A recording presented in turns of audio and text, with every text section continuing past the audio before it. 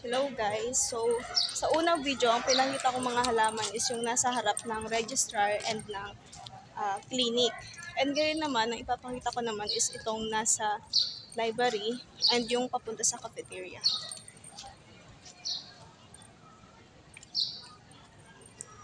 Ang tawag sa halaman na ito is hakone grass, also known as Japanese forest grass.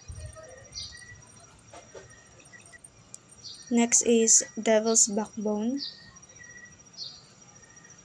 another devil's, and then oyster plant, oyster again, and this is called sunrose or 11 o'clock, and then oyster plant, and this one is called tea rose.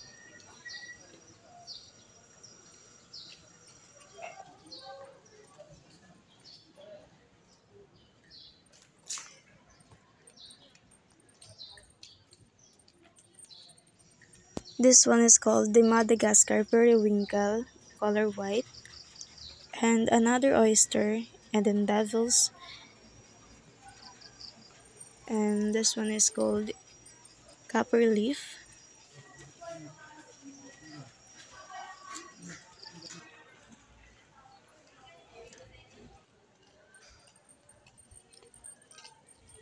And ngayon naman, papunta naman tayo sa cafeteria.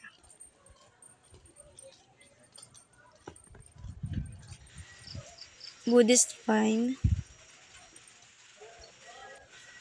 Ming aralia,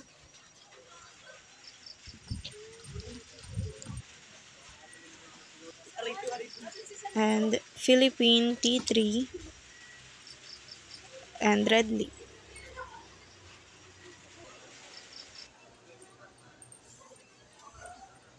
So, ayun lang lahat ng halaman na meron dito sa CNSC.